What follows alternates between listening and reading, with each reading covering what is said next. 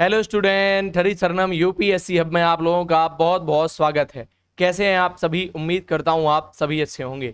आज की ये वीडियो लाइव ना होकर वीडियो फॉर्मेट में प्री रिकॉर्डेड वीडियो के रूप में आप लोगों को मिल रही है।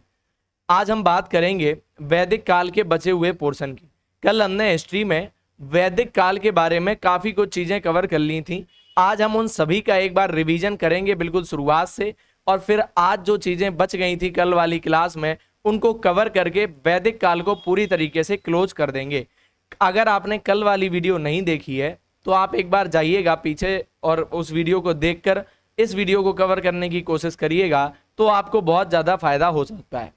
हालांकि अगर आप उस क्लास को बाद में भी करना चाहते हैं तो आप ये क्लास पहले कर लीजिए, उसके बाद अगर आप चाहते हैं कुछ फैक्ट अगर रह गए हों तो उस क्लास को आप देख सकते हैं। ठीक है भाई, चलिएगा। आज ये जो सेशन होने वाला है बहुत मज़ेदार होगा। पूरी तरीके से ईमानदारी से बने रहिएगा वीडियो के लास्ट तक। अगर आप पहली बार यूपीएससी ऐप पर आए हैं तो सब्सक्राइब जरूर करके जाइएगा, क्योंकि यहाँ पर आपको हम 3 सब्जेक्ट अभी एक साथ कवर करवा रहे हैं। सुबह 6 बजे लाइव क्लास होती है सीसेट की, फिर 9 बजे एक क्लास होती है इंडियन पॉलिटी की, और ये 3 बजे वाली क्लास होती है जिसमें हम इंडियन हिस्ट्री यानी कि भारतीय इतिहास को कवर कर रहे होते हैं। इन 3 सब्जेक्ट को कवर करने के बाद हम इंडियन ज्योग्राफी मतलब भारतीय भूगोल और हम इंडियन इकोनॉमिक्स को शुरू कर देंगे। फिर ये 4 विषय हो जाएंगे हमारे, इकोनॉमी, हिस्ट्री, पॉलिटी, ज्योग्राफी। इसके बाद हम साइंस टेक, इकोलॉजी, इन्वायरमेंट, इन सभी पर भी चर्चा करेंगे, और साथ ही साथ आईआर को भी आपका कवर करके पूरी तरीके से सारी चीज़ें करके यहाँ पे देने वाले हैं। तो उम्मीद करता हूँ आपको सारी बातें क्लियर होंगी। हम लोग शुरुआत करते हैं आज की इस वीडियो की। चलिएगा। तो हमने सबसे पहले तुम्हें बताया था आखिरकार वैदिक काल का मतलब हुआ क्या करता था उस समय के समय। तो वैदिक काल का कोई खास मतलब नहीं था। वैदिक काल उसे कह रहे थे जिसकी चर्चा हमें कहाँ से मिल रही थी? वेदों से मिल रही थी। वैदिक काल एक ऐसा टाइम पीरियड था, ऐसा समय हुआ करता था जहां पर वेदों में उसकी जानकारी हमें मिल रही थी। उस पीरियड की जानकारी हमें वेदों में मिल रही थी। ये अगर इसकी आप वैदिक एज की बात करें, टाइम पीरियड की बात करें, तो ये आपका 1500 बीसी, 1500 ईसा पूर्व से लेकर 600 ईसा पूर्व का बीच का समय रहा था। 1500 ईसा पूर्व से लेकर 600 ईसा पूर्व के बीच का समय रहा था। इस पर हम डिटेल से पहले ही चर्चा कर चुके हैं। अब इसमें सामाजिक व्यवस्था कैसी थी, आर्थिक व्यवस्था कैसी थी, राजनीतिक व्यवस्था कैसी थी, धर्म क्या था, ये सारी चीजें भी डिस्कस करी थी। वैदिक काल को वैदिक काल आखिरकार क्यों कहा जा रहा था, हमने इस पर भी बात करी थी कि वेदों में इसकी चर्चा मिलती है और वैदिक साहित्य में इसका बहुत ज्यादा उल्लेख मिलता है। सिंधु घाटी सभ्यता का जब पतन हो जा रहा है तब एक नया टाइम उभर के आ रहा है जिसको हम लोग वैदिक काल कह रहे हैं। वैदिक काल की जो संस्कृति थी वो ग्रामीण संस्कृति थी, जबकि हम सिंधु घाटी सभ्यता में नगरी संस्कृति से होकर आए हुए थे। वैदिक काल में हमेशा ऋषि मुनियों की बहुत ज्यादा चर्चा रही, यज्ञों का बहुत ज्यादा विधान हुआ करता था, गाय का कितना ज्यादा महत्व था, नदियां कितनी थी, नदियों का कितना ज्यादा महत्व था, इन सब पर हम पहले ही क्लास में चर्चा कर चुके हैं। आज हम उनको केवल टच करते हुए चलेंगे और सीधा टॉपिक पर वापस पहुंच जाएंगे। अब ये एक क्वेश्चन था कि आखिरकार जो ये संस्कृति आप देख रहे हैं वैदिक संस्कृति, ये वैदिक संस्कृति या वैदिक काल, इस पर हमने डिटेल से वैसे चर्चा कर ली थी। ये जो वैदिक संस्कृति या जो वैदिक काल है, ये वैदिक जो समय है, वैदिक काल है, ये 2 पार्ट में डिवाइड रखा था। ये 2 पार्ट में डिवाइड किया था हमने। एक था पूर्व वैदिक युग, और इसी को हम लोग कह रहे थे कि ये ऋग वैदिक है। ऋग वैदिक, ये ऋग वैदिक काल है। ठीक है, इसको ही हम दोनों को एक ही मानते थे। और दूसरा एक इसका मैंने बताया था, ये है उत्तर वैदिक। इसकी टाइमलाइन मैंने बताई थी तुम्हें। ये तुम्हारा रहेगा 1500 से लेकर तो 1000 ईसा पूर्व तक, और ये इसकी टाइमलाइन मैंने बताई थी 1000 ईसा पूर्व से लेकर 600 ईसा पूर्व तक। ठीक है, ये इसकी टाइमलाइन मैंने तुम्हें बताई थी। इसमें आप देखेंगे समय यहां पर अलग था और यहां पर बदलता हुआ प्रतीत होगा। हम तुलनात्मक अध्ययन इसको भी शामिल करेंगे।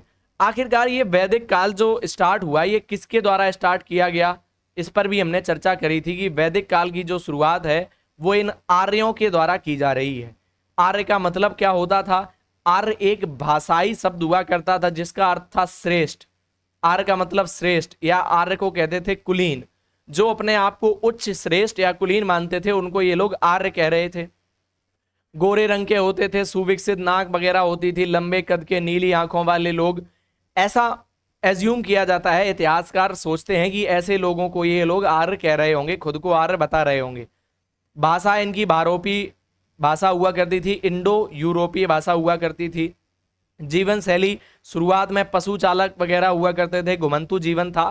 क्योंकि ये ग्रामीण सभ्यता का विकास कैसे कर रहे हैं, जब आप देखेंगे, ये हमने पिछले वीडियो में आपको बहुत डिटेल से किया था, ये मैप वगैरह भी डिस्कस किया था।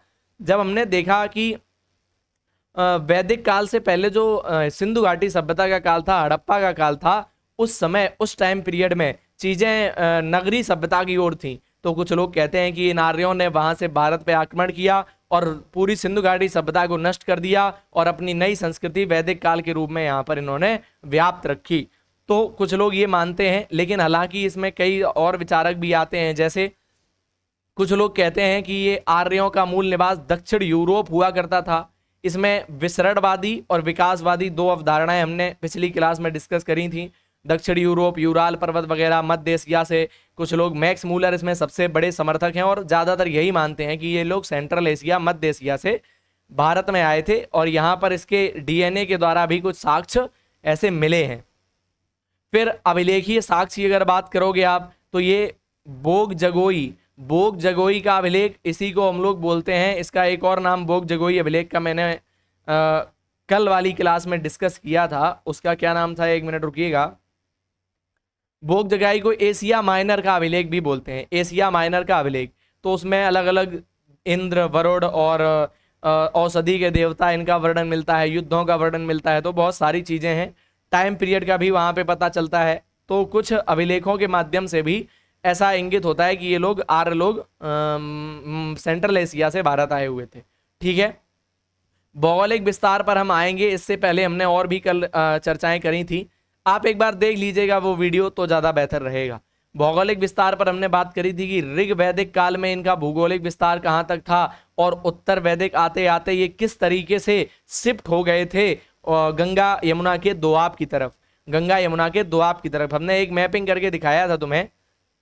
यहाँ पर ये जो रेड मैंने किया है, ये आप क्षेत्र देख रहे हैं, ये रेड कलर का, ये वाला क्षेत्र वो हुआ करता था जब ये आप ऋग वैदिक काल में होंगे। लेकिन उत्तर वैदिक काल आते आते, मैं येलो कलर ले रहा हूँ, यहाँ पर आप देखिए उत्तर वैदिक काल आते आते ये इस गंगा यमुना के दोआब की तरफ भी पूरी तरीके से सिंधु घाटी सभ्यता, वैदिक सभ्यता के लोग यहाँ तक बसना शुरू कर गए थे। बिहार तक, उत्तर प्रदेश, ये सारा पूरा क्षेत्र अवध तक।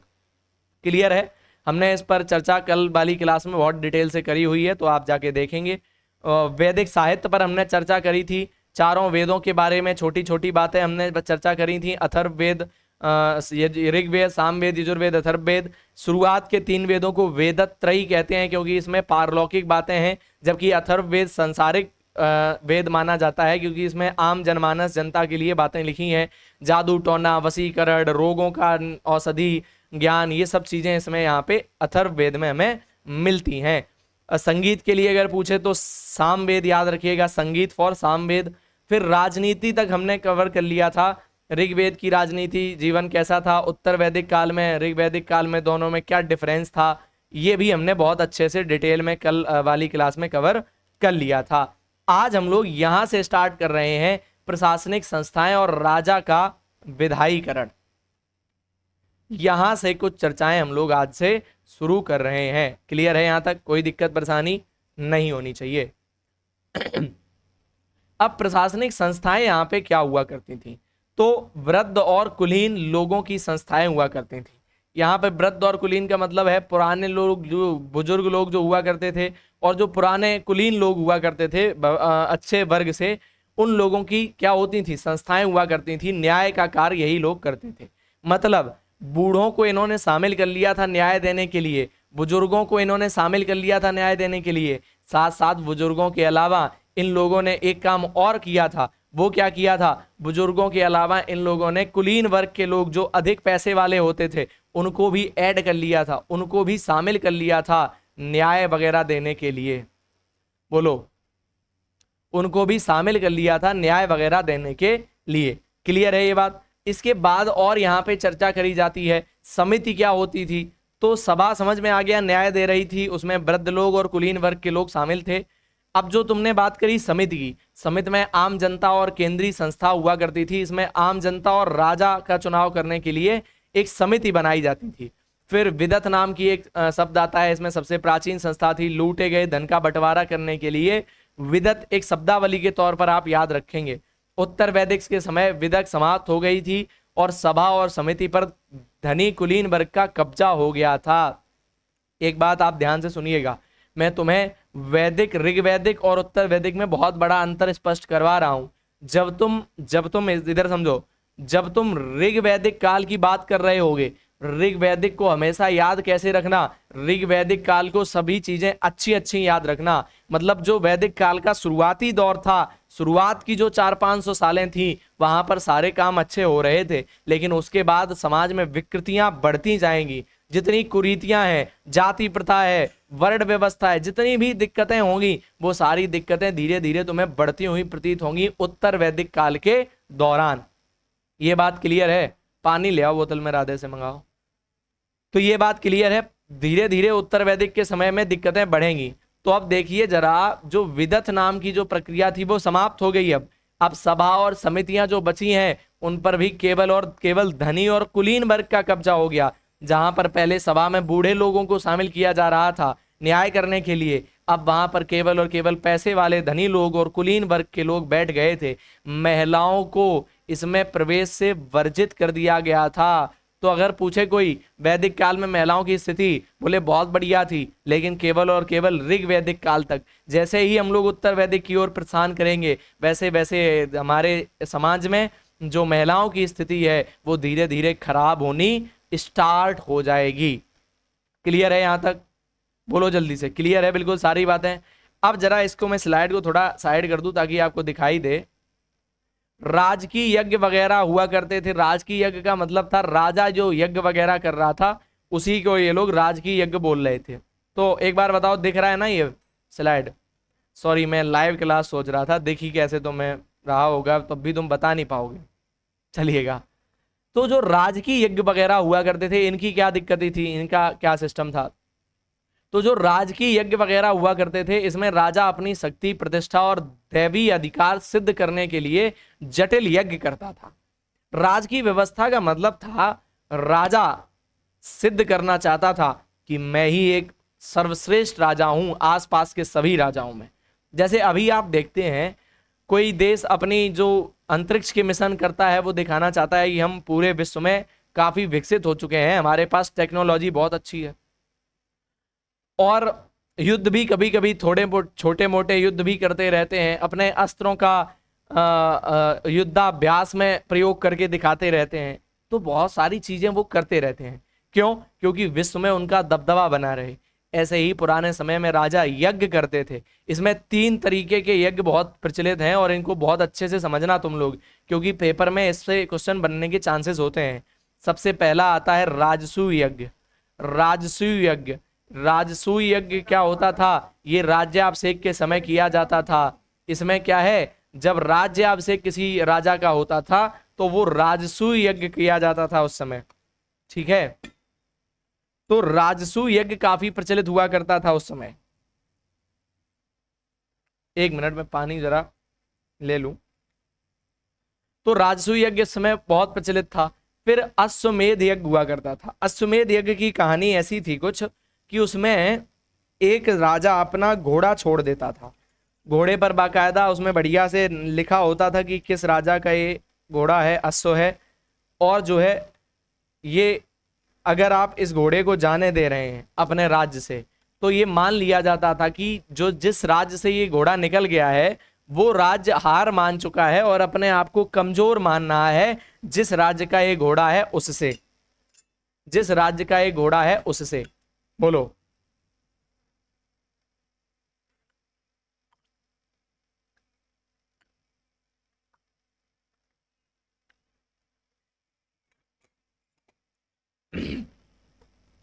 ये मान लिया जाता था कि राजा जो है कमजोर हो चुका है उस राज्य का जिसका घोड़ा है, और अगर आपने घोड़ा पकड़ लिया तो वो फिर युद्ध करना पड़ता था जिस राजा का ये घोड़ा है उससे। तो ये पूरी तरीके से पूरे क्षेत्र पर विजय प्राप्त करने का, छोटे छोटे राजाओं को अपने अधीन करने का एक तरीका होता था अश्वमेध यज्ञ नाम से। क्लियर है ये बात? अश्वमेध यज्ञ क्लियर है। फिर राजसूय यज्ञ बता दिया। वाजपेयी एक यज्ञ होता था, राजा के बीच रथों की दौड़ कराई जाती थी, रथ आपस में दौड़ाए जाते थे और जिसमें जो जीत जाता था उसमें एक वाजपेयी नाम से एक बढ़िया से यज्ञ वगैरह का कार्यक्रम होता था। तो मुझे उम्मीद है कि ये भी आपको अच्छे से समझ में आ गया होगा। नेक्स्ट स्लाइड पर अगर आप आए, आर्थिक जीवन किस तरीके से उस समय का रहा था उस पर भी एक डिटेल एनालिसिस हमने यहाँ पे रखा है। आर्थिक जीवन में भी उत्तर वैदिक काल और ऋग वैदिक काल में बहुत बड़े अंतर आपको देखने को मिलेंगे। समझिए, सबसे पहले लोहे की खोज, द आयरन टेक्नोलॉजी। इस समय लोहे की खोज हो चुकी थी, भैया।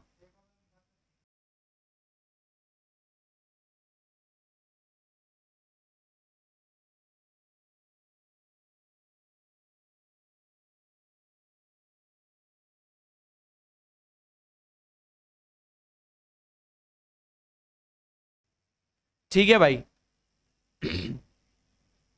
लोहे की खोज के लिए ये सारी चीजें जिम्मेदार थी। तब लोहे की खोज अगर हो गई थी तो फिर इस समय क्या होने लगा? वैदिक साहित्य में से श्याम अयस्क या कृष्ण अयस्क कहते थे। ये एक नाम याद रख सकते हैं। श्याम मतलब काला, कृष्ण मतलब भी काला, अयस्क मतलब पदार्थ या धातु हो सकता है। तो उस समय अंतरजी खेड़ा और जखेड़ा से प्रारंभिक साक्ष्य मिले हैं। लोहे ने जंगलों की सफाई और गहरे हल चलाने कृषि से संभव बनाया। मतलब लोहे का विकास अब यहाँ पर हो गया तो चीजें काफी अच्छे तरीके से बदल चुकी थी। अब ये पशुपालन से, पशुचारण से, घुमंतू चरवाहों से अब ये कृषि की ओर काफी अच्छे से शिफ्ट हो गए थे। जैसे ऋग वैदिक काल में गाय यानी कि गौ संपत्ति और विनिमय का बार्टर सिस्टम का मानक मानी जाती थी। ये डिसाइड होता था कि कोई राजा कितना शक्तिशाली है, कोई व्यक्ति कितना धनवान है, उसके पास कितनी गायें हैं। जितनी अधिक गायें हैं, जितनी अधिक उसके पास गायें हैं, हम मानते थे कि ये उतना ही शक्तिशाली राजा है।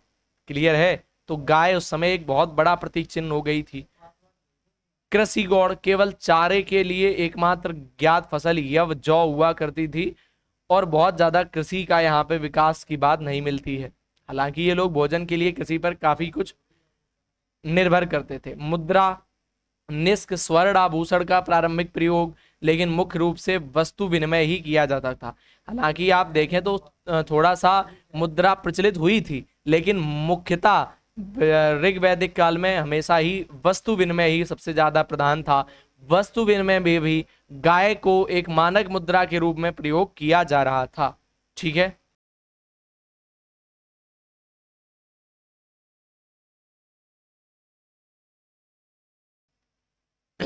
ठीक है, वस्तु मुद्रा को ही यहाँ पर भी अभी भी यूज किया जा रहा था। बार्टर सिस्टम अभी भी चालू था। लेकिन उत्तर वैदिक काल आते आते चीजें बदल जाएंगी। कैसे? जैसे कृषि मुख्य व्यवसाय के रूप में अब सामने आ जाएगी। अभी कृषि मुख्य व्यवसाय नहीं हुआ करती थी ऋग वैदिक काल में, लेकिन उत्तर वैदिक काल में कृषि बहुत ज्यादा महत्वपूर्ण हो गई और कृषि पूरी तरीके से सबसे ज्यादा महत्वपूर्ण होकर सामने आई और पूरा कब्जा कर लिया एक तरीके से कृषि ने। दिख रहा है ना अभी ये स्लाइड में? ठीक है, आप लोग भी पढ़ पा रहे होंगे अभी इजीली। तो कृषि ने पूरी तरीके से कब्जा कर लिया था, मुख्य व्यवसाय बन गई थी। लोहे के प्रयोग और दोआब की उपजाऊ भूमि के कारण 24 बैलों तक वाले 24 बैलों तक वाले हल का उल्लेख मिलता है। मतलब एक दो हल नहीं, 24 बैल लगाए जाते थे एक हल में। इस तरीके से गहन कृषि उस समय प्रारंभ हो चुकी थी। मुख्य फसलें कौन कौन सी थी? तो व्रीहि या इसी को तंडुल बोलते हैं, चावल, राइस, चावल की बात होती थी। गोधूम यानी कि गेहूं, उड़द, मूंग, दोहरी फसल, प्रणाली, यानी कि जो अभी हम लोग दोहरी फसल प्राप्त करने के लिए अभी भी भारत में स्ट्रगल करते हैं, अभी भी भारत में दोहरी फसल केवल लगभग 49 से 51% भूभाग पर ही प्राप्त कर पाते हैं कृषि योग्य भूमि के अंतर्गत। लेकिन उस समय भी दोहरी फसल की जो प्रणाली थी वो प्रारंभ कर दी गई थी। शिल्प और मृदभांड, इस समय धातु कर्म आगे बढ़ गया था, बुनाई, चित्रकारी, धूसर, मृदभांड भी सामने आने शुरू हो गए थे। इस काल में ये सारी चीजें बढ़ने लगी थी। लगभग 700 अधिक स्थलों से इसके साक्ष्य भी हमें मिले हैं। तो क्या आप समझ पा रहे हैं कि किस तरीके से चीजें आप ऋग वैदिक काल से उत्तर वैदिक काल की ओर जब आगे बढ़ते हैं तो बदलती हुई चली जा रही हैं। पहले कृषि सामान्यतः एक जीवन यापन के लिए हो रही थी, लेकिन बाद में कृषि व्यवसाय के लिए होने लगी थी। ठीक है, आगे सामाजिक जीवन और वर्ण व्यवस्था और जन्म और कठोरता, ये सारी चीजें। तो समय 4 वर्गों में ब्राह्मण, 4 वर्णों में एक तरीके से बांटा गया था भारतीय समाज को। वर्ण व्यवस्था एक बनाई गई थी। कैसे? ये पूरी तरीके से कर्म के आधार पर थी। किसके? कर्म के आधार पर एक वर्ण व्यवस्था बनाई गई थी, जिसमें ब्राह्मण होता था जो कर्म कांड वगैरह करता था और इस पर इसका पूर्णतः एकाधिकार था।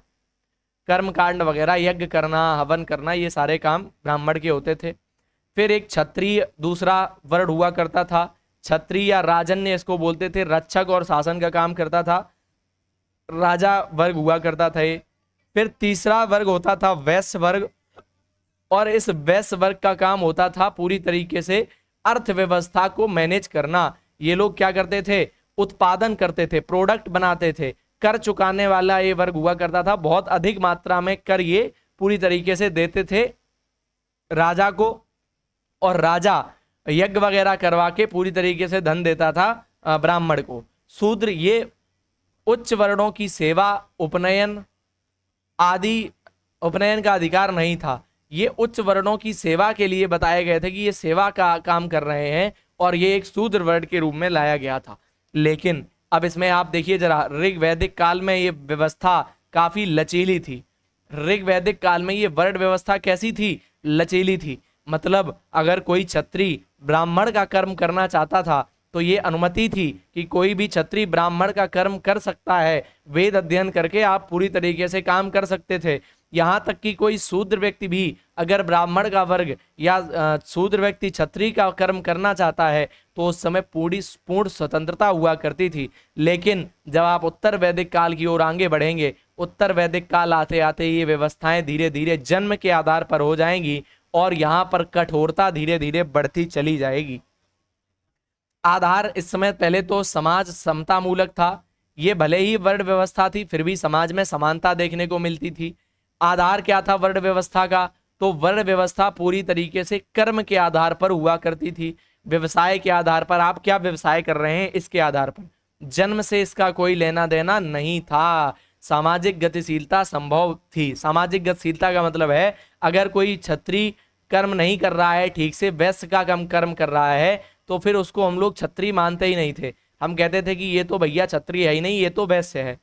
फिर ऋग्वेद के 10वें मंडल में पुरुष सूक्त में पहली बार 4 वर्णों ब्राह्मण के विभिन्न अंगों से उत्पत्ति का वर्णन मिलता है।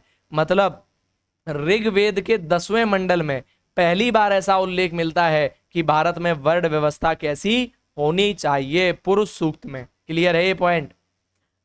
इसके बाद अब यहां पर दिक्कतें शुरू हो जाएंगी, क्योंकि उत्तर वैदिक काल आ चुका है। उत्तर वैदिक काल में ये व्यवस्था किसके आधार पर हो गई? जन्म के आधारित व्यवस्था बन गई। व्यवस्था और वर्ण जन्म से तय होने लगा। ब्राह्मण और क्षत्रिय संसाधनों पर हावी हो गए। वैश्य एकमात्र ऐसा बचा जो कर चुकाने में लगा था। शूद्रों से उपनयन संस्कार, धागा का अधिकार छीन लिया गया। छुआछूत जैसी चीजें भी, छुआछूत अभी व्यापक नहीं था।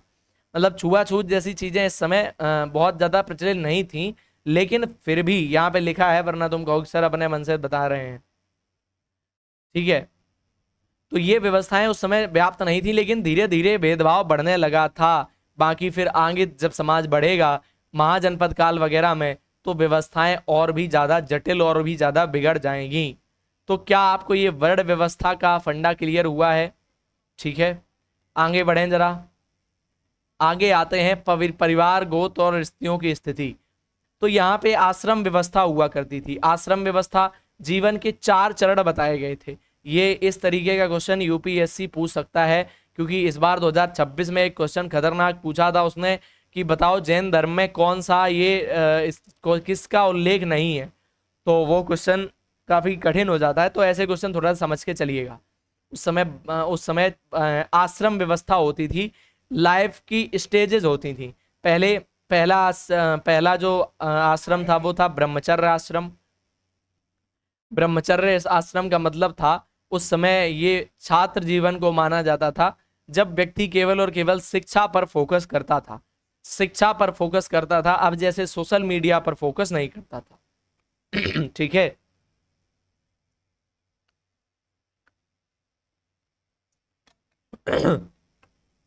कहाँ फोकस है? शिक्षा पर फोकस है, सोशल मीडिया पर फोकस नहीं कर रहा है।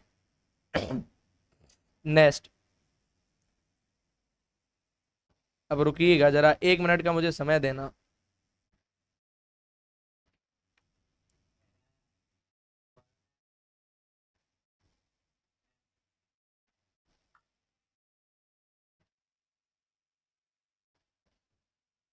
अब जरा देखना, फिर दूसरा आश्रम होता था गृहस्थ आश्रम। इस समय वह विवाह वगैरह करता था और पारिवारिक जीवन में रहता था।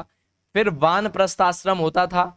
ये आप जब 40-50 की उम्र हो जाती थी तो आंशिक संन्यास, यहाँ पे जंगल की ओर निकल जाता था व्यक्ति, और फिर संन्यास का क्षेत्र होता था। इस समय पूर्ण त्याग हो जाता था, अपने घर परिवार सबसे छोड़कर पूरी तरीके से भक्ति वगैरह में अपने आप को जानने के लिए वो निकल जाता था। तो ये नीचे भी इसको दिया गया है, ब्रह्मचर्य, फिर ब्रह्मचार्य से ग्रस्त में गए, फिर वानप्रस्थ, फिर संन्यास।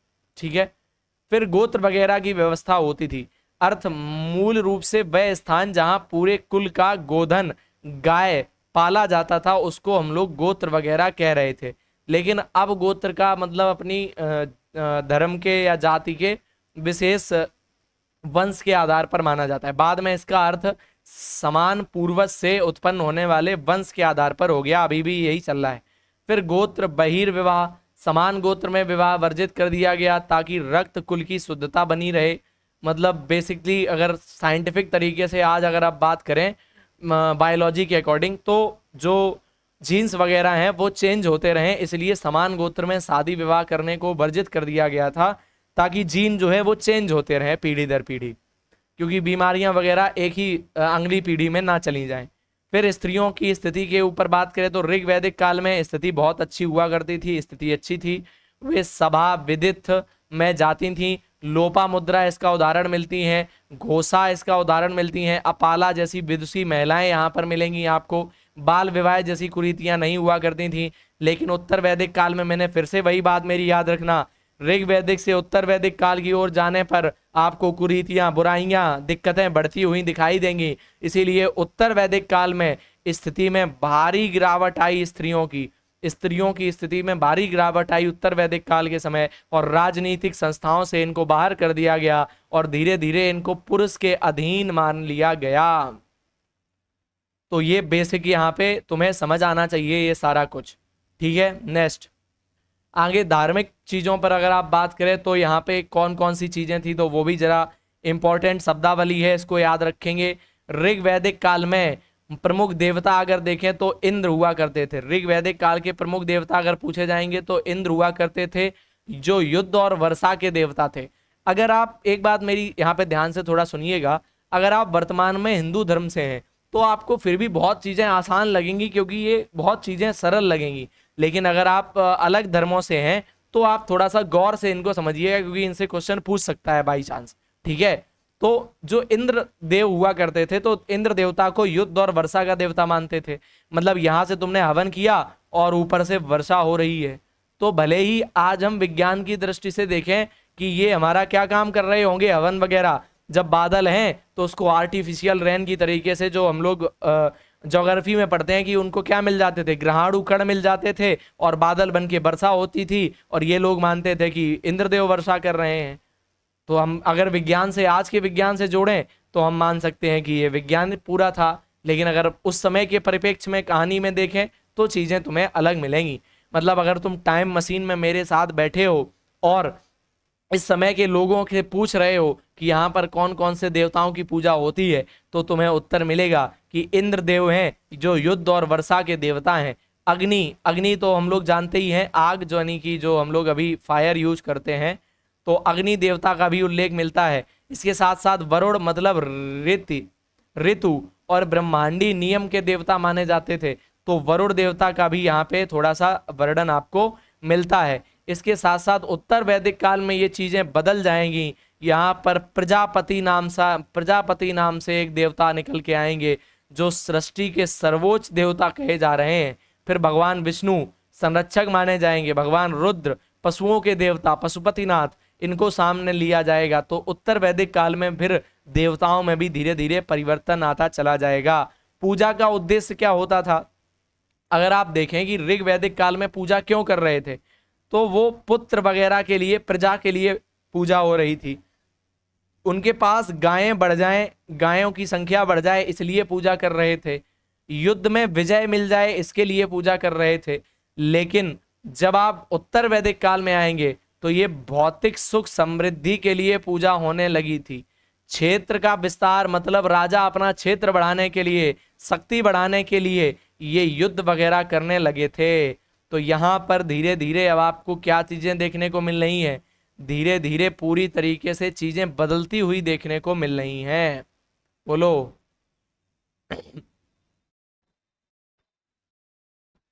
अब आपको मुझे लगता है कि दिख रहा होगा प्रॉपरली, अब तो दिख ही रहा होगा, ठीक है। इसके बाद और देखो जरा पूजा पद्धति कैसी होती थी। तो इस समय ऋग्वैदिक काल में पूजा पद्धति सरल हुआ करती थी, स्तुति आहुति मात्र। यहाँ पर पूजा पद्धति उत्तर वैदिक में जटिल पद्धति हो गई, खर्चीली हो गई, पशु बलि और कर्म कांडों का बोलबाला हो गया था। फिर कबीले का कल्याण करने के लिए इसमें पुरोहित वगैरह होते थे। यहाँ पर पुरोहित तंत्र पूरा एक सिस्टम आ गया था। वेद बेहद शक्तिशाली वर्ग हो गया था, यजमान की अवधारणा सामने आ चुकी थी। लोक धर्म यहाँ पे ऋग्वैदिक काल में प्रकृति का मानवीकरण हो रहा था। अथर्ववेद में जादू टोना आ चुका था। अथर्ववेद से ऋग्वैदिक काल के बाद उत्तर वैदिक में जादू टोना, भूत पिशाच, अंधविश्वास का प्रवेश हो चुका था। शूद्रों के देवता पूषण बन गए थे। पूषण नाम से कोई देवता हुआ करते थे जो शूद्रों के देवता कहे जा रहे थे। तो चीजें जो है बदलती हुई यहाँ पर तुम्हें स्पष्ट रूप से दिखाई देंगी। क्या आप ये सारी पॉइंट को कनेक्ट कर पा रहे हैं, सारे डॉट कनेक्ट हो रहे हैं कि नहीं। फिर पुरोहितवाद और इसके विरुद्ध प्रतिक्रिया। आप पुरोहितवाद, उपनिषदों का दर्शन, उपनिषदों में ऐसी आपको चर्चा मिलेगी। उत्तर वैदिक काल के अंत में खर्चीले यज्ञों, पशु बलि और ब्राह्मणों पुरोहितों के एकाधिकार के खिलाफ मजबूत वैचारिक प्रक्रिया सामने आएगी। फिर उसके बाद यज्ञों और कर्म कांडों की तीखी आलोचना सामने होने लगेगी। यज्ञ मार्ग पर बल, सही ज्ञान मार्ग पर बल की बात कही जाएगी। वो कहेंगे कि यज्ञ मत करो, ज्ञान पर फोकस करो। ब्रह्म यानी कि परमात्मा और आत्मा, इन सब चीजों का सामने आना शुरू हो जाएगा। अजर अमर अपरिवर्तनीयता, संसार, पुनर्जन्म, इन सब की बात आएगी। और इसी के बाद महाजनपद काल के बाद यहाँ पर जैन धर्म और भारत में बौद्ध धर्म का उदय होगा। जैन धर्म और बौद्ध धर्म का उदय होगा, जो इन्हीं वैदिक कर्म कांडों को, पुरोहितों को, यज्ञों को, इन्हीं सबका खंडन करेंगे कि ये नहीं करना चाहिए। और इसमें वैश्य वर्ग इससे जुड़ेगा भी। हम जब इसको चर्चा करेंगे तब हम सारी चीजें फिर से पढ़ रहे होंगे, ठीक है भाई। तो ये पॉइंट भी आपको क्लियर होना चाहिए। यहाँ पे कुछ शब्दावली भी दी गई है, तो इसको जरा देख लीजिएगा। गाय उस समय मतलब बहुत ज्यादा पूजनीय हुआ करती थी, और गाय वैसे भी अभी भी बहुत ज्यादा पूजनीय है। तो गाय मतलब उस समय काफी प्रसिद्ध और पूजनीय हुआ करती थी। ऋग्वैदिक काल में अर्थव्यवस्था गो गाय पर केंद्रित थी, अतः अधिकांश शब्द इसी से व्युत्पन्न हुए थे। जैसे कि वैदिक शब्द एक था गोधूली, तो ये समय की माप थी। शाम का समय जब गायें वापस लौट कर आती थीं, उसको हम लोग गोधूली वेला बोलते थे। गोधूली वेला मतलब जब गायें वापस लौट रही हैं, तो ये समय मापने की एक विधि थी। गव्युति दूरी मापने की जो व्यवस्था थी उसको गव्युति बोलते थे, डिस्टेंस माप रहे थे।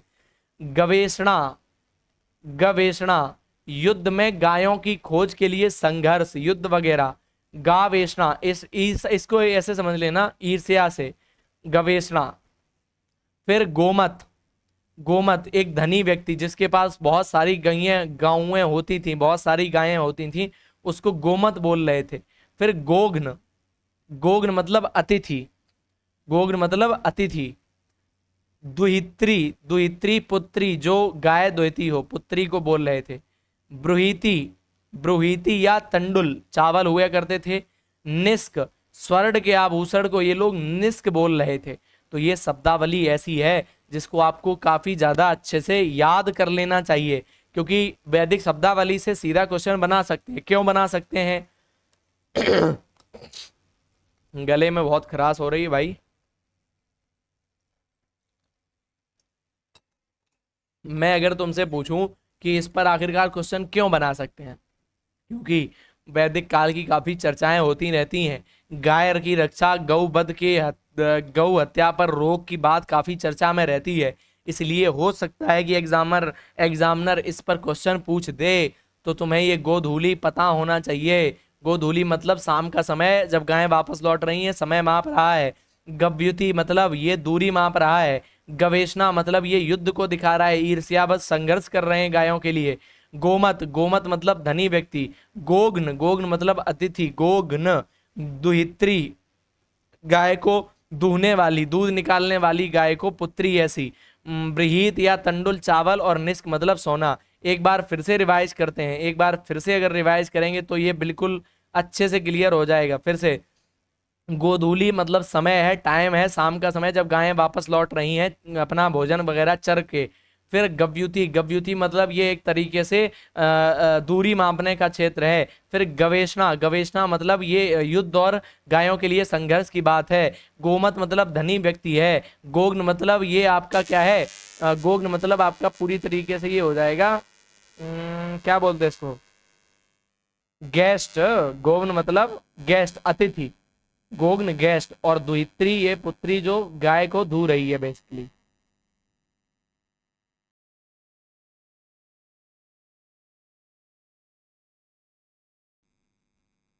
ठीक है।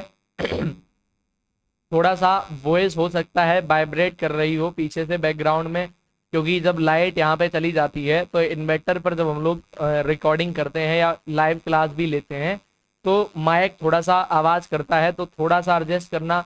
जैसे ही लाइट पुनः आएगी तो फिर से सारी चीजें नॉर्मल हो जाएंगी, ठीक है।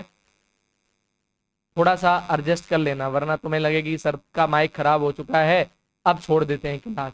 तो ऐसा कुछ नहीं है। अब ऋग्वैदिक काल बनाम उत्तर वैदिक काल, थोड़ा सा अंदाज ले लीजिए एक। पहले भौगोलिक क्षेत्र की अगर आप बात करेंगे तो ये केवल सप्त सेंधौ प्रदेश तक ही सीमित था, हमने जहां मैपिंग करके दिखाया भी था शुरुआत में। और यहाँ पर गंगा यमुना दोआब यानी कि कुरु तक आ चुके थे। अगर मैं तुमको दिखाने की फिर से कोशिश करूं तो चलो जरा दिखा देता हूं। एक मैप पर मैं तुम्हें दिखा भी देता हूं, ये देखो। यहाँ पर ये ऋग्वैदिक काल का पीरियड दिखाया गया है। ये ऋग्वैदिक काल में इस तरीके से इस क्षेत्र में लोग रह रहे थे, लेकिन उत्तर वैदिक आते आते ये क्षेत्र छोड़ा नहीं है, इस क्षेत्र में भी रह रहे हैं। लेकिन अब ये विस्तार इनका यहाँ गंगा यमुना दोआब तक हो चुका है, बिहार वगैरह तक पहुंच गए हैं ये लोग, ठीक है। तो यहाँ तक ये मतलब बढ़ के आ चुके हैं। आ जाओ जरा, 13 नंबर की स्लाइड थी ना ये। हाँ, तो ये इनका भौगोलिक क्षेत्र था। यहाँ पर राजनीति में शुरुआत में ऋग्वैदिक काल में जन हुआ करते थे, राजन हुआ करते थे, विदित हुआ करते थे। विदित मतलब एक छोटा सा कबीला वगैरह, है ना। जन मतलब बहुत छोटा सा क्षेत्र। पहले तो एक तरीके से परिवार हुआ करते थे या कुल हुआ करते थे, कुल के बाद जन बनता था, जन जन का एक राजन होता था, राजा। विदित एक तरीके से ग्रुप बनाए जाते थे। स्वेच्छित कर व्यवस्था थी जिसको बलि बोलते थे, बलि मतलब कर होता था। तो ये स्वेच्छित व्यवस्था थी पूरी तरीके से। लेकिन उत्तर वैदिक काल तक आते आते जनपद जैसी व्यवस्था, राष्ट्र जैसी अवधारणा, वंशानुगत राजा हो गया था, और अनिवार्य रूप से टैक्स यानी कि कर वसूला जाने लगा था। अर्थव्यवस्था में यहाँ पर पशुचारण, गाय पर मुख्य व्यवस्था, गाय ही संपत्ति थी, और लोहे की अज्ञातता, लोहा पता नहीं था। लेकिन यहाँ पर लोहे की जानकारी पता हो गई थी। उत्तर वैदिक काल में कृषि प्रधानता बढ़ गई थी। बृहत यानी कि चावल, लोहे यानी कि श्याम अयस का प्रयोग होना शुरू हो गया था। समाज कैसा था तो ये मैंने बता दिया था, स्त्रियों की व्यवस्था वगैरह। धर्म कैसा था तो प्रकृति की पूजा यहाँ हो रही थी, इंद्र और अग्नि की, सरल प्रार्थना पद्धति। लेकिन उत्तर वैदिक काल में चीजें बढ़ गई थी, कर्मकांड बहुत हावी हो गया था, यज्ञ बहुत बड़े बड़े खर्चीले होने लगे थे। इधर मृदभांड कैसे होते थे तो गेरू वर्णी मृदभांड हुआ करते थे। यहाँ पे चित्रित, थोड़ा सा यहाँ पे कम विकसित थे, यहाँ पे चित्रित बढ़िया से चित्र वित्र बना के मृदभांड मतलब मिट्टी के बर्तन ये लोग अब यूज कर रहे थे। तो इस तरीके से हम इस पूरे सिस्टम से पूरी तरीके से इस चैप्टर को कवर कर चुके हैं। एक क्लास हमने कल करी थी इस पर, एक क्लास आज करी है। 2 कक्षाओं में हमने वैदिक काल को पूरी तरीके से फिनिश कर लिया है। आइए कुछ क्वेश्चन लगाते हैं, फिर हम क्लोज करते हैं इस क्लास को। क्वेश्चन है निम्नलिखित में कथनों पर विचार कीजिए। उपनिषदों में कोई दृष्टांत नहीं है। उपनिषदों में कोई दृष्टांत नहीं है। फिर कह रहा है कि उपनिषदों की रचना पुराणों से पहले हुई है। उपयुक्त में से कौन से कथन सही है, पहला या दूसरा? तो यहाँ पे तो एक्सट्रीम वर्ड है। पहले स्टेटमेंट में क्या कहा है कि कोई दृष्टांत नहीं है। क्या आपने सारे उपनिषद पढ़ लिए हैं? कितने सारे उपनिषद हैं, किसी ना किसी उपनिषद में कोई ना कोई दृष्टांत तो जरूर होगा। इसका मतलब है कि तुम पहला वाला जो स्टेटमेंट है उसको गलत कर दोगे और कहोगे कि केवल और केवल दूसरा स्टेटमेंट सही है, केवल दूसरा स्टेटमेंट सही है। उपनिषदों में नचिकेता, यम जैसे कोई कई दृष्टांत कहानियां पड़ी हुई है, तो ये एक आप देख सकते हैं। ठीक है, अगला क्वेश्चन है प्रारंभिक वैदिक कार्यों का धर्म मुख्य रूप से क्या था? भक्ति था, मूर्ति पूजा और यज्ञ करना, प्रकृति पूजा और यज्ञ करना, प्रकृति पूजा और भक्ति। तो ये प्रकृति पूजा कर रहे थे और यज्ञ कर रहे थे, यानी कि C will be the right option. C इसका बिल्कुल सही उत्तर होगा। नेक्स्ट अगला क्वेश्चन, आर्यों के मूल निवास और प्रवास के संदर्भ में निम्नलिखित कथनों पर विचार कीजिए। आर्यों का मूल निवास क्या था और उनका प्रवास क्या था? इराक का अभिलेख 3000 ईसा पूर्व और तुर्की का हिट्टाइट अभिलेख 1700 ईस्वी में आर्यों की उपस्थिति का पुरातात्विक प्रमाण देता है। क्या हमने इसकी कोई चर्चा करी है? इराक के कोई अभिलेख की बात करी थी, तुर्की के कोई अभिलेख की बात करी थी? जी नहीं, इसको तुरंत से पहले मिटा देना। फिर कह रहा है डीएनए अध्ययन M17, जी हाँ, इसकी चर्चा करी थी। यह प्रमाणित करता है कि भारत में आर्य कहाँ से आए हैं? मध्य एशिया से आए हैं। तो इसका ये दूसरा वाला कथन, ये पहला कथन था, ये दूसरा कथन था, तो सेकंड यानी कि दूसरा कथन बिल्कुल सही होगा। तो B will be the right option. Next question number अगला, ये कह रहा है मैचिंग है, मिलान करके बताना है। ऋग वैदिक शब्दावली संदर्भ में युग्मों को सुमेलित युग्मों पर विचार कीजिए। उपयुक्त युग्मों में कितने सही सुमेलित हैं, ये बात पूछा है तुमसे। केवल 1, केवल 2, सभी 3, कोई नहीं। तो गोधूली, गोधूली मतलब क्या दूरी माप रहे थे गोधूली से? जी नहीं, गोधूली से समय माप रहे थे। गव्युति, गव्युति से क्या समय माप रहे थे? बिल्कुल नहीं, गलत है। गोग्न, गोग्न, गोग्न, क्या ये गोग्न अतिथि के लिए हम लोग कह रहे थे? गोग्न शब्द अतिथि के लिए यूज कर रहे थे। पीछे चलो भैया, अभी तो किया था, इधर आओ ना। ये देखो, गोग्न शब्द हम अतिथि के लिए यूज ही कर रहे थे। गोग्न मतलब गेस्ट। तो आ जाइएगा भैया, इसमें केवल और केवल एक विकल्प ये सही है, यानी कि A will be the right option. केवल और केवल एक युग्म सुमेलित है, ये पहले और दूसरे युग्म सुमेलित नहीं है। ऐसे ही आपको एलिमिनेट करके इनको आंसर देना होता है। नेक्स्ट कह रहा है वैदिक काल की राजनीतिक संस्थाओं के संबंध में निम्नलिखित कथनों पर विचार कीजिए। राजनीतिक, उत्तर वैदिक काल में विदित नामक संस्था का महत्व तो और अधिक बढ़ गया था। बिल्कुल रॉन्ग स्टेटमेंट है। उत्तर वैदिक काल में विदित नामक जो संस्था थी ये पूरी तरीके से समाप्त हो चुकी थी, यानी कि ये पहला विकल्प नहीं होगा और ये दोनों वाला विकल्प भी नहीं होगा। अब ये दूसरा चेक करो, उत्तर वैदिक काल में सभा में कुलीनों का वर्चस्व हो गया और महिलाओं को इससे बाहर कर दिया गया। बिल्कुल सही बात है, कुलीन वर्ग ने अपना वर्चस्व कर लिया, महिलाओं को इससे बाहर कर दिया गया। B will be the right option. B बिल्कुल सही उत्तर होगा। अब समझो जरा, लेकिन दिक्कत यह है अगर क्वेश्चन यूपीएससी ऐसे पूछ ले, अगर क्वेश्चन यूपीएससी ऐसे पूछ ले तो कोई समस्या नहीं है। लेकिन यूपीएससी पहले 3 स्टेटमेंट देती है, फिर 3 और स्टेटमेंट देती है, फिर 4 विकल्प देती है, यानी कि 3 3 6 और 4 10, टोटल 10 चीजें होती हैं, उनमें से आपको उत्तर निकालना होता है। तो चीजें अब ज्यादा कठिन हो गई हैं, लेकिन हमें तैयारी करके रखनी है पूरी तरीके से। तो ये कुछ क्वेश्चंस भी हमने करा दिए। अब ये पूरी तरीके से चैप्टर आपका पूरी तरीके से क्लोज हो जाता है। ठीक है, अब ये चैप्टर पूरी तरीके से क्लोज हो जाता है। अब जरा मैं तुम लोगों को थोड़ा सा कुछ एडिशनल फैक्ट यहाँ पे देना चाहूंगा। बस ज्यादा से ज्यादा मैं 2-3 मिनट और लूंगा बस आपके, और ज्यादा समय वेस्ट नहीं करूंगा। ठीक है,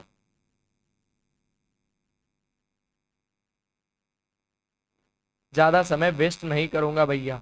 कुछ शब्दावली में ढूंढ रहा हूं जो बहुत ही उपयोगी अगर लगे मुझे तो मैं दे दूंगा, वरना नहीं दूंगा।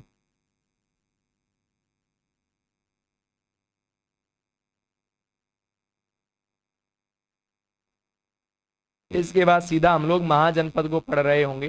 ठीक है, कोई मुझे बहुत एडिशनल फैक्ट अच्छे लगे नहीं है, और बहुत ज्यादा फैक्ट अगर दे भी दूंगा तो भी तुमसे वो होने वाले नहीं है। अगर अब हम जब इनकी प्रैक्टिस करेंगे, किससे, एमसीक्यू से, तब हम उसको एडिशनल फैक्टों को एमसीक्यू में ऐड करते हुए कुछ चीजें आपको और दे देंगे। तो इस तरीके से अगर आप चेक करें सिलेबस को, तो हमने ये पूरी तरीके से कवर कर लिया है। जल्दी से छप के आ जाओ भाई। ये वैदिक काल पूरी तरीके से कवर कर लिया है। अब हम वैदिक काल से एक कदम और आगे बढ़कर महाजनपद काल, महाजनपद महाजनपद काल महाजनपद काल को कवर कर रहे होंगे। यूपीएससी सीएससी 2027 और 2027 और यूपी पीसीएस 2026 के दृष्टिकोण से। अगला टॉपिक हमारा महाजनपद काल होगा। इससे पहले हमने पाषाण युग, पाषाण में भी पूरा डिटेल से, फिर सिंधु घाटी सभ्यता पूरा डिटेल से 3-4 क्लास में, और अब वैदिक काल कवर कर लिया है। अब हम लोग महाजनपद काल को कवर करेंगे। तो ये क्लास होगी कल 3 बजे। तब तक के लिए सभी को जय श्री हरि। अगर आप सीसेट पढ़ना चाहते हैं हमसे, सुबह 6 बजे लाइव जुड़िएगा सीसेट कवर करने के लिए। सीसेट ये बहुत बड़ा एक अड़बिंगा आता है आपके तैयारी में। अगर आप जीएस पेपर 1 में, जीएस के पेपर 1 में मान लो कि कट ऑफ से 10 नंबर अधिक भी ले आते हैं, 110 नंबर लेके आके कट ऑफ क्लियर कर दे जाते हैं, 120 नंबर लेके भी कट ऑफ क्लियर कर जाते हैं। लेकिन अगर आप जीएस पेपर 2 में 66 मार्क्स गेन नहीं कर रहे हैं, तो आपके जीएस पेपर 1 की history, polity, economy, geography, Indian ecology, Indian मतलब IR, science and tech, general science, world politics, world history, जितना भी कुछ पढ़ेंगे ऑप्शनल सब्जेक्ट, सब कुछ बेकार हो जाएगा अगर आप सीसेट को अच्छे से कवर नहीं कर रहे हैं। डेली जुड़िए, 1 घंटा समय दीजिए, पढ़िए ईमानदारी से, सीसेट को भी कवर करिए मजबूती के साथ। मिलते हैं हम लोग नई क्लास में सीसेट के साथ। तब तक के लिए सभी को जय Shri Hari, best of luck, मेहनत करते रहिए। बाय।